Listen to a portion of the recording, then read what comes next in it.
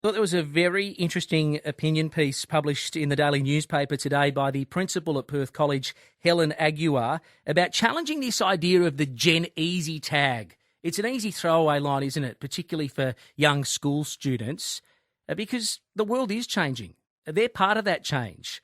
And obviously that creates new challenges and new issues that we haven't experienced ourselves. I'm pleased to say the principal at Perth College joins me on Perth Live. Helen Aguiar, good afternoon. Hi, Ollie. How are you? I'm all right. How are you going, Principal? Oh, I'm really well. It's been a long day. How's the reaction been to your idea about challenging the Gen Easy tag? It's been really good. I've actually been speaking with the students about it over the last few weeks.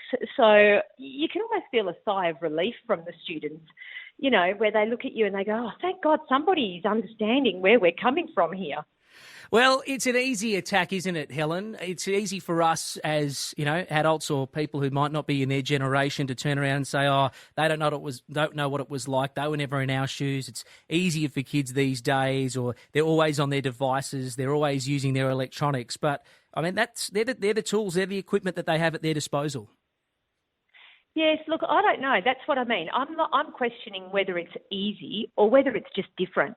If we were in their shoes, would we be finding it easy right now? I don't know about that.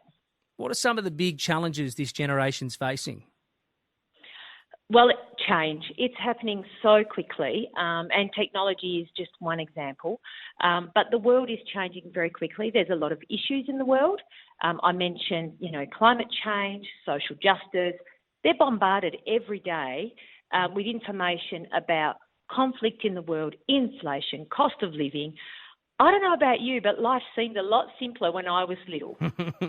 It's also as easy, wasn't it, for being able to shield the children from some of those bigger issues that might be bubbling around in the world that, you really don't want to tell the children about just yet because you want to protect them for as long as possible, Principal.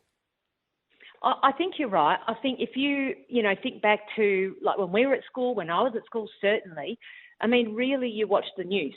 That was it. And that was in the evening. And if you missed that, then that was it.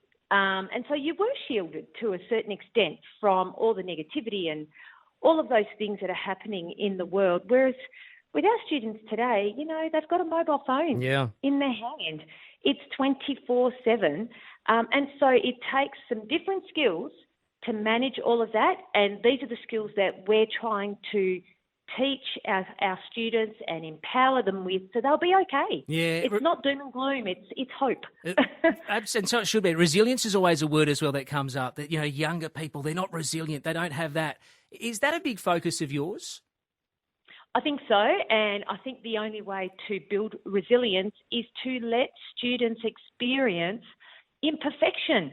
Let them make mistakes, let them go through tough times. And even today, I had a group of families here who were looking at the school, and I was chatting with them, and I said, it's not perfect, and I don't want it to be, because actually our students need to experience imperfection and be okay with that, because that's how they'll grow.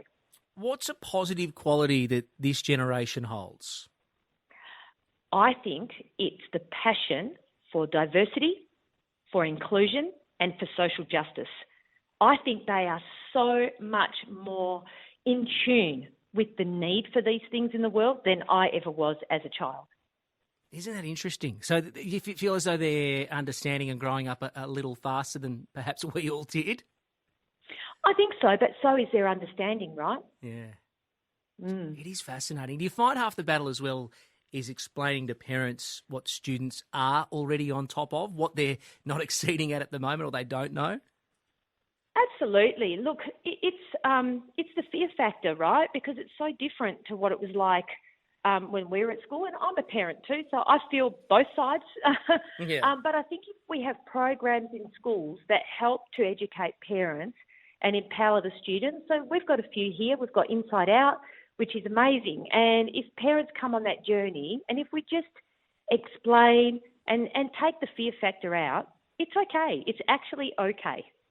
Yeah, it's okay. I tell you what, It's a big challenge. I've got a 4-year-old and a 1-year-old, so we're starting to go through it ourselves, Helen, and learning, particularly for the 4-year-old amongst his cohort. Just, it's unbelievable what they come home with and what they're starting to understand about the world that I would have had no idea, apart from Thomas the Tank Engine when I was his age.